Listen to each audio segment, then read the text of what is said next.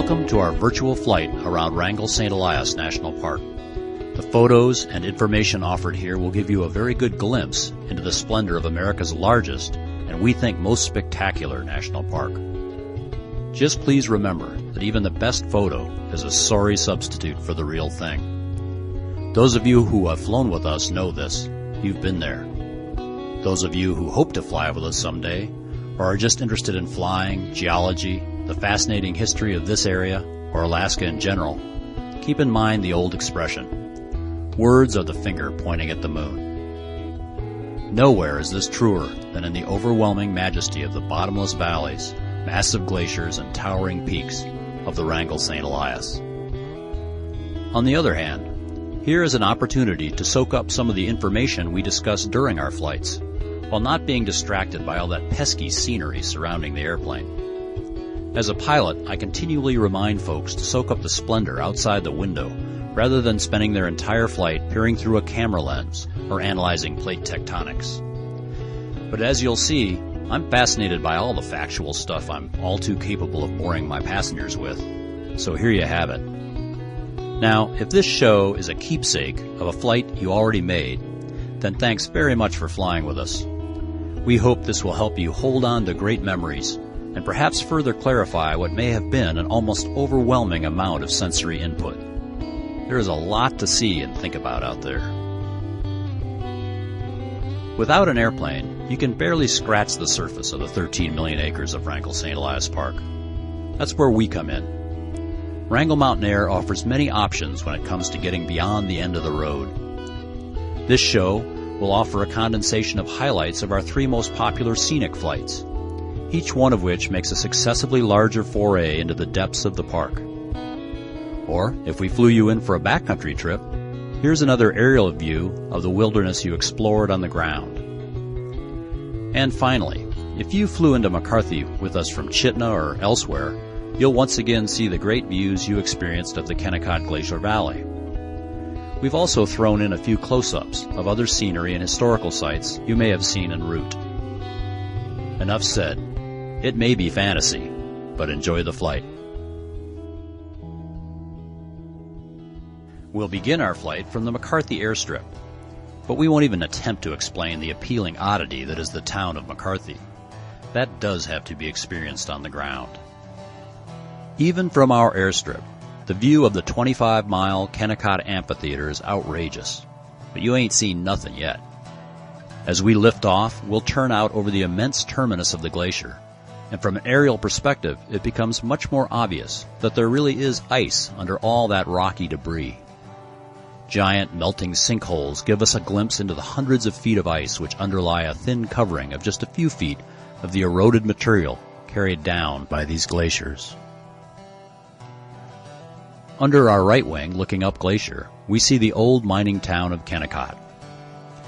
A lot of folks assume that these rock piles resulted from mining activity, until they get up here in the plain and can trace the long, slow course they take down the continuous length of the glaciers.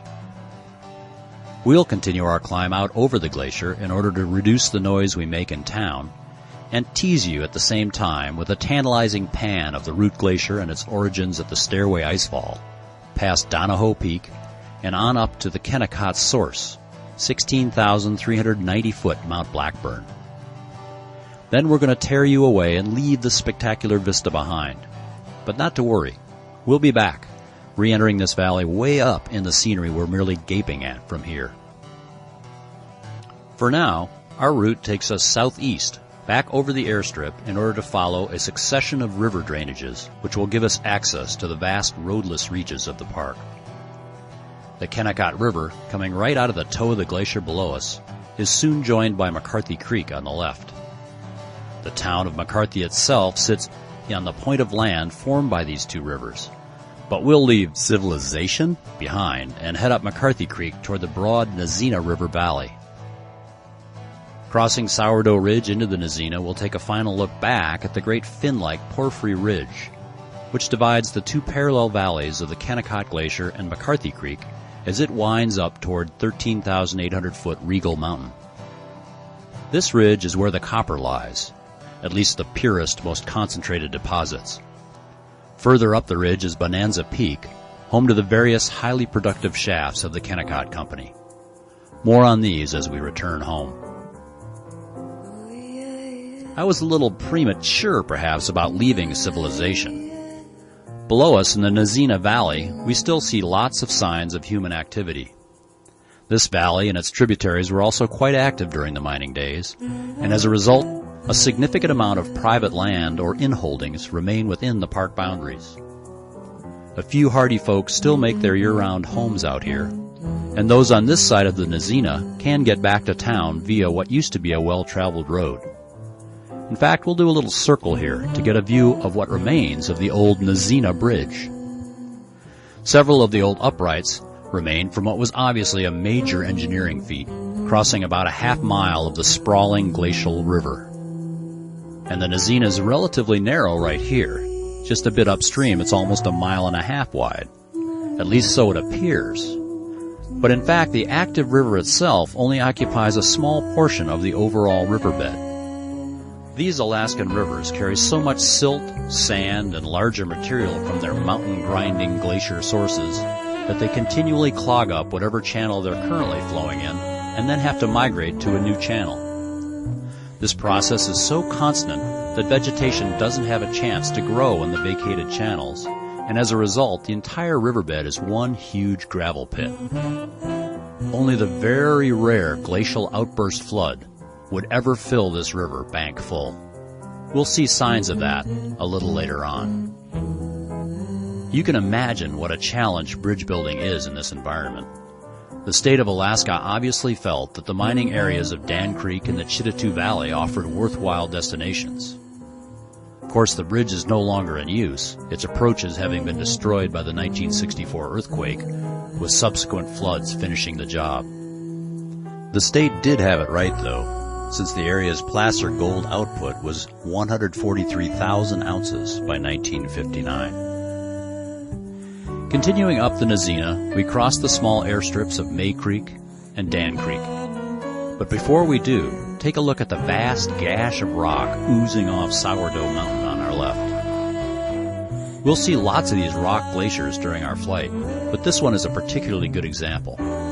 Just as the name implies, they're about a 60-40 mix of rock and ice, bound together in an extremely slow, yet constantly moving mass. Kind of like the blob, you can see it consuming the forest below it at a rate of about 1 foot a year. Far slower than an ice glacier. Although not unique to the Wrangells, rock glaciers are much more common here than anywhere else on Earth. Jumping from the large to the small, notice these tiny white dots on the ponds below us. Wildlife can be pretty tough to spot from the air, but we frequently see tundra swans here, standing out against the dark water.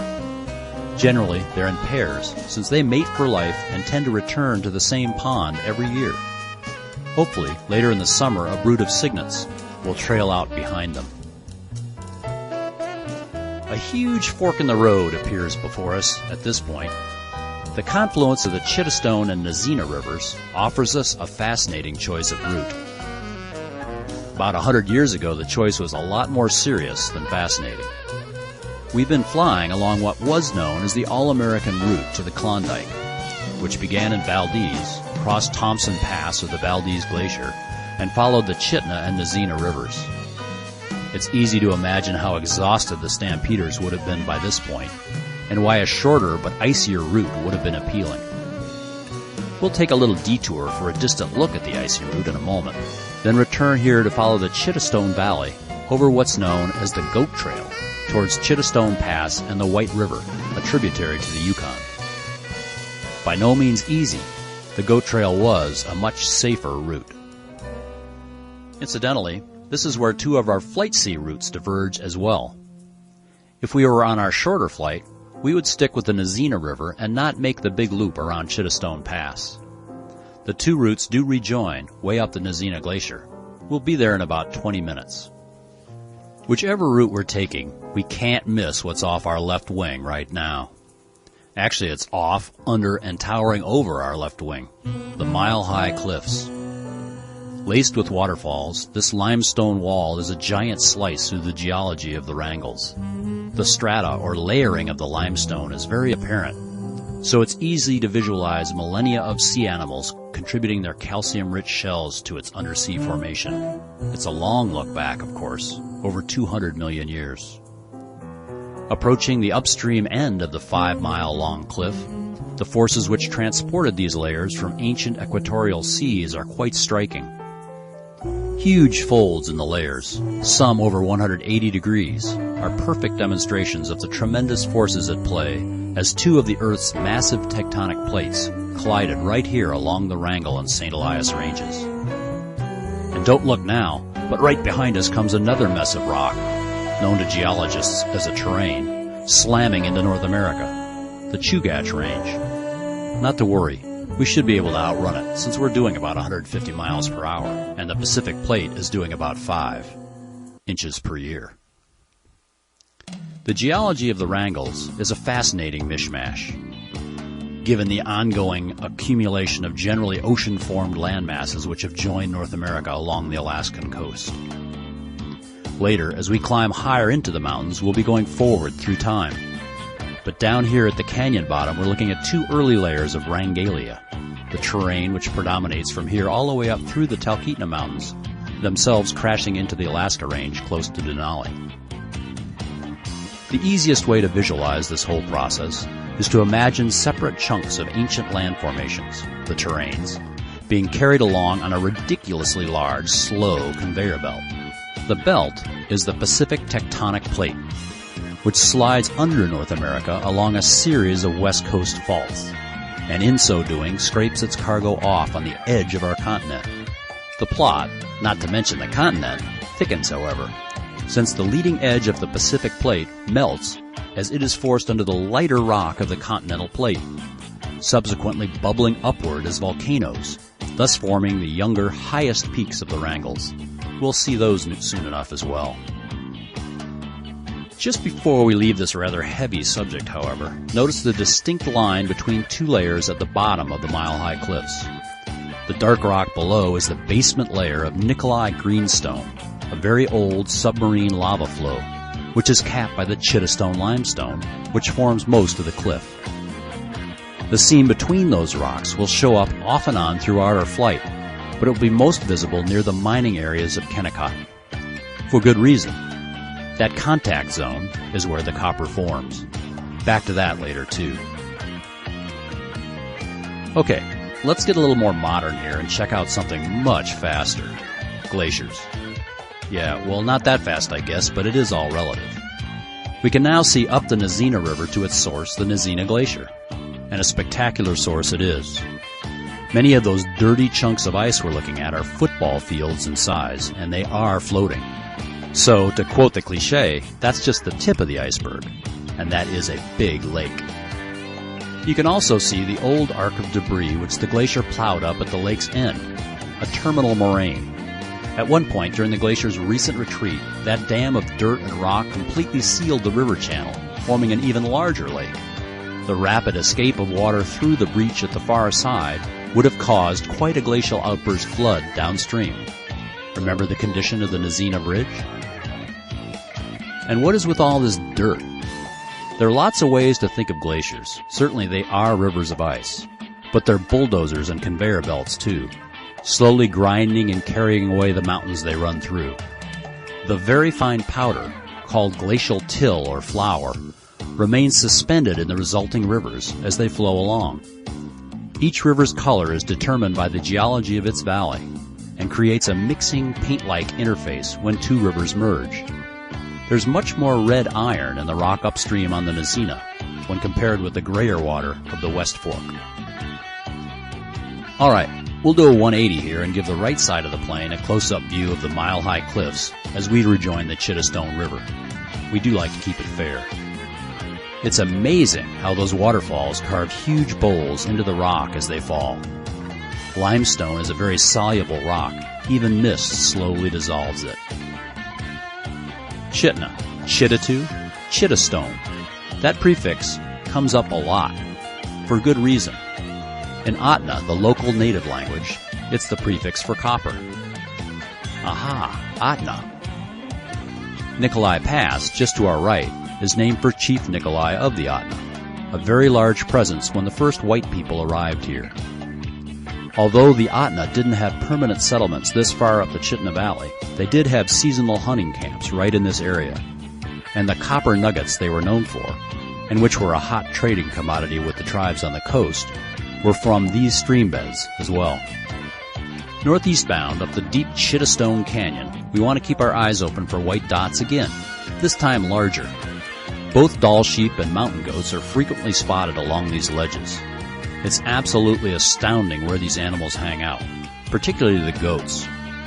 Rock climbers have photographed goats on terrain even expert humans wouldn't climb without ropes and hardware. Speaking of humans, although empty in comparison to most places on Earth, the Chittastone Valley is a popular hiking destination in the park. We'll pass over several backcountry airstrips in this valley, most of which were associated with old mining exploration. Hikers are frequently dropped off here either as a starting point or to take advantage of the public cabins which the Park Service maintains. I mentioned the goat trail earlier. We'll do a turn here to give everyone a view of famous but rarely seen Chittastone Falls. Tumbling 300 feet in 2 drops, they obviously block travel along the valley floor. Instead, hikers are forced way up onto a series of very exposed ledges as they pick their way up towards Chittastone Pass, a route more suitable for goats. And here's the pass itself. It's basically all downhill from here. If you're a snowflake falling in this area, you have a choice. Fall behind us into the Copper River Basin and out to the Pacific. Or just ahead onto the Russell Glacier and the White River drainage and make your way to the Bering Sea via the White River and the Yukon. This is the watershed. The same was true for the miners, whether they were on their way to the Klondike or the Shoshana Gold Rush. The Shoshana Valley, about 50 miles from here, was the scene of the last great rush in Alaska in 1913. Though it didn't pan out, so to speak, in a big way financially, it was very successful in luring away much of the Kennecott Company's workforce. We've climbed our way up to well over 7,000 feet by now, and we're getting up into the true high country. Below us, Skolai Lake is frozen until well into the summer, and obviously its source, the Russell Glacier, is frozen all the time. Stretching almost 30 miles, the Russell drains the northernmost tall summits of the St. Elias Mountains, Mount Churchill at 15,600 feet, and Mount Bona at 16,400 feet. Confined to a valley for most of its run, the Russell is able to spread itself out into the flats below us, and as a result splays open into amazingly patterned blue crevasses. After some gentle turns up here, so both sides of the plains share all the views of these spectacular peaks, we'll begin to make our way down Skolai Creek back toward the Nazina Valley. If the air is smooth, we'll make a little side trip. Not all glaciers are confined to valley floors, and a little detour around Mount Baldwin gives us great close-up views of a bunch of hanging glaciers, the Seven Sisters.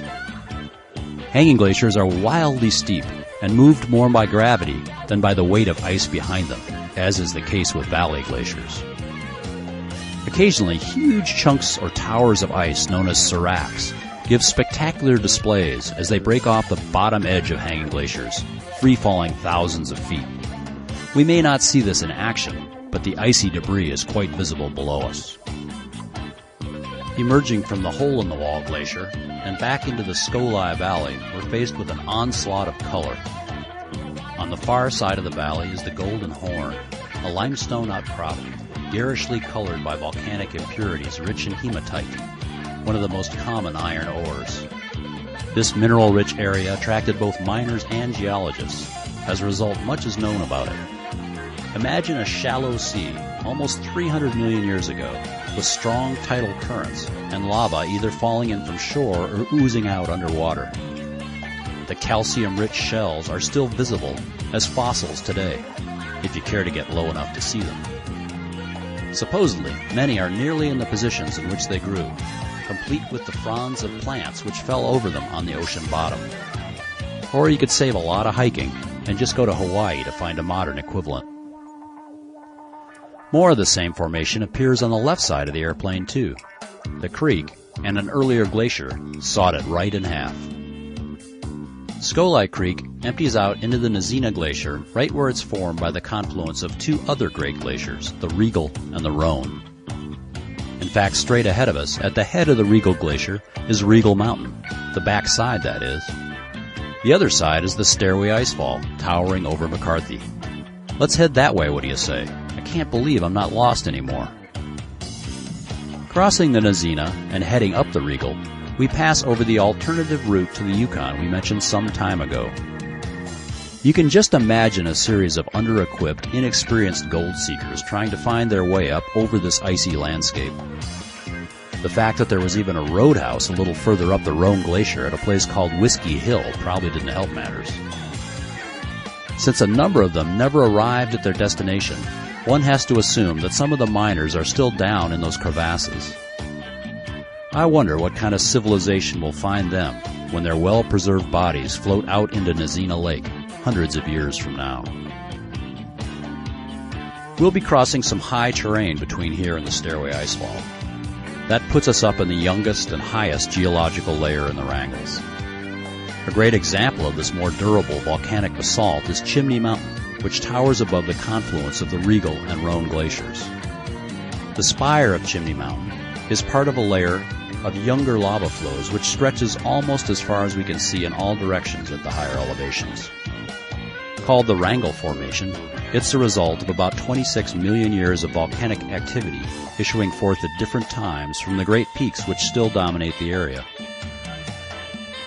Only Mount Wrangell continues to be active right now, though, and that's limited to steam, gas, and occasionally ash.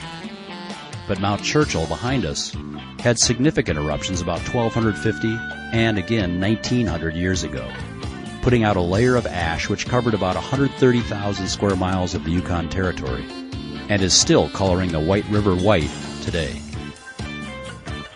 It takes a pretty clear day, but from our current altitude, near 10,000 feet, we frequently get a great view of the great summits of the St. Elias from here. Mount St. Elias itself is the second tallest peak in Alaska at 18,008 feet. It sits right in the corner which forms the state's panhandle and looks right down on the Pacific Ocean. To the left, across the Canadian border, stands Mount Logan, a very deceptive summit since it's so massive that it appears far shorter than it actually is. At 19,850 feet, over 6,000 meters, Logan is second only to Denali in North America. This lofty view to the west also helps us understand why the climate in the Chitna Valley is so relatively pleasant. The St. Elias and Chugach ranges form a very effective barrier to the predominant southwesterly storm track off the Pacific. While Valdez averages about 64 inches of precipitation annually, McCarthy sees less than a fifth of that. The depth of ice in the Bagley ice field between Mounts St. Elias and Logan is also an excellent indicator. The Bagley, which is the largest continuous ice cap outside of the polar regions, is 128 miles long and was recently measured at 10,000 feet thick. As we come around the southern corner of Wrangell Mountain, we find ourselves above a hanging glacier at the head of a very narrow, steep valley. Sure enough, we're getting back into our neighborhood.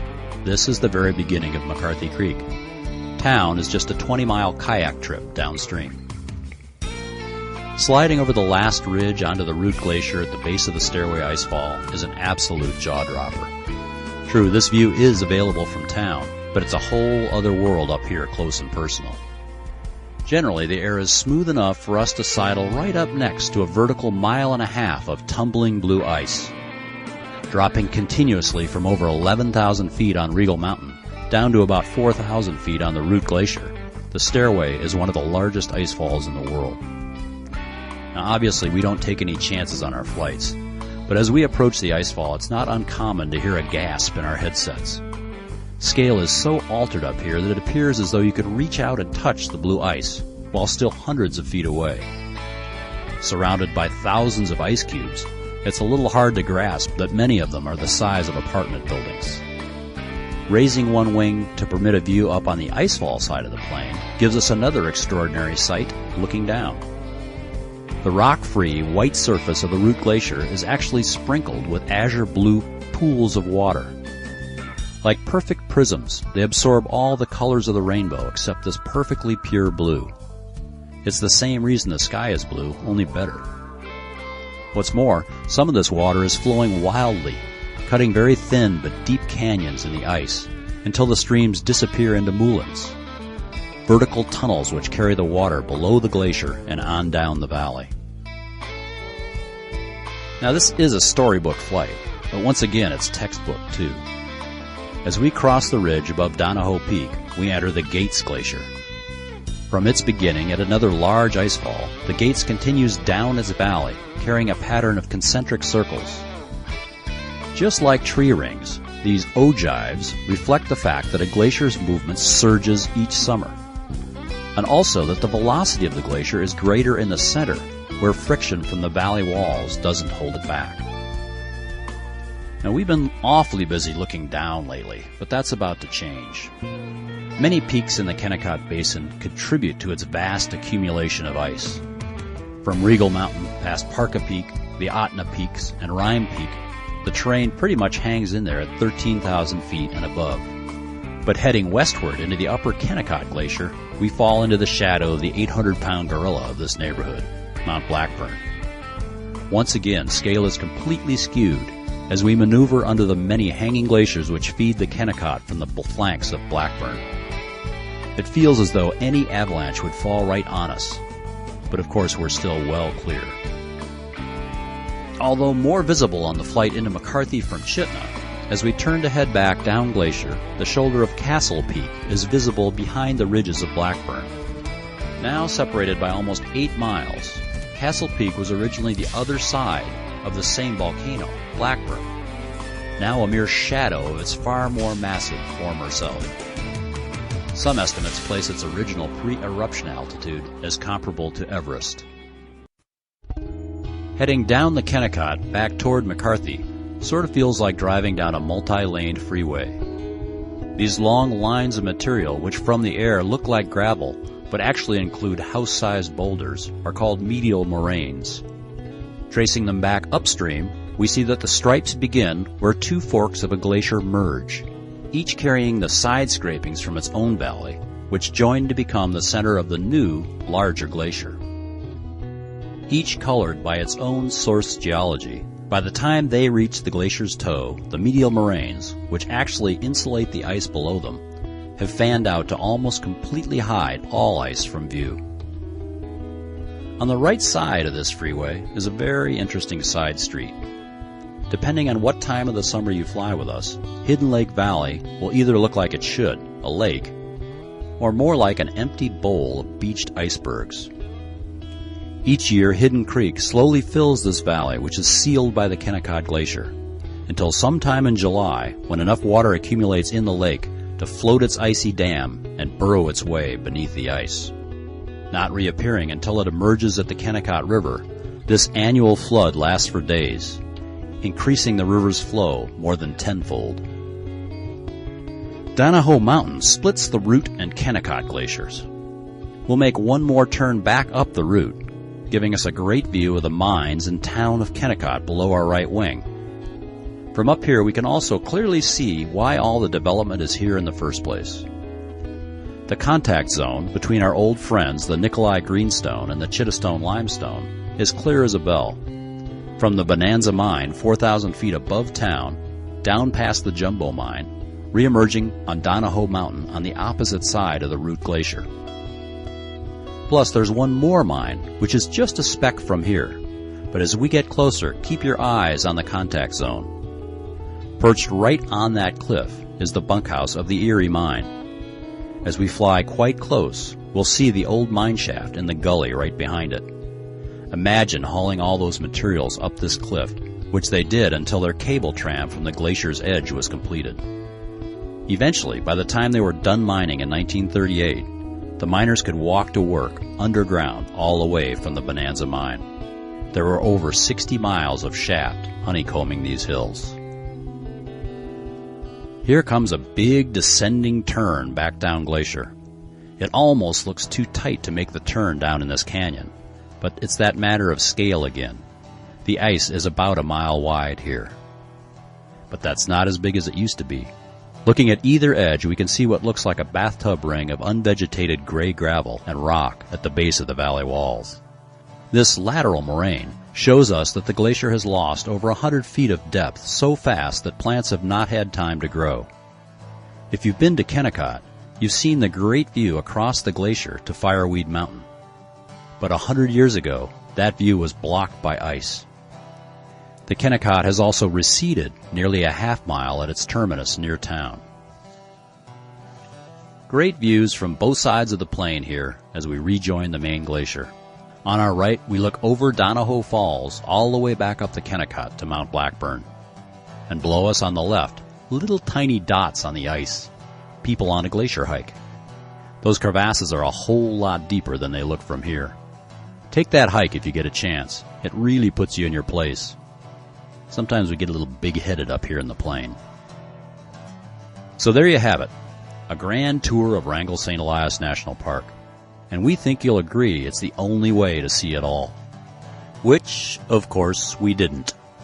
In combination with two contiguous Canadian parks, this is the largest protected area in the world, about 24 million acres. We've just flown over 150 miles and barely scratched the surface. But what a great taste. Our landing pattern will take us right over the toe of the Kennecott Glacier, the footbridges and town, a beautiful beaver pond which occasionally hosts a moose, and finally McCarthy Creek one more time. Thanks very much for flying with us, and have a great stay here at the end of the road.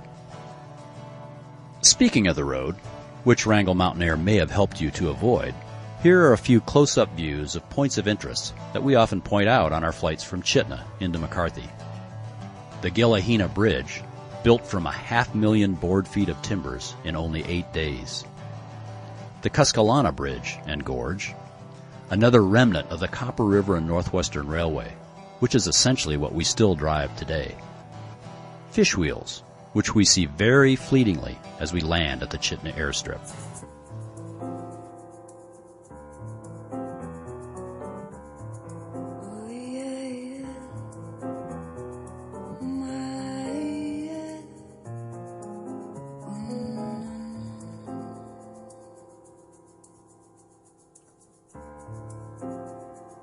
Mm-hmm.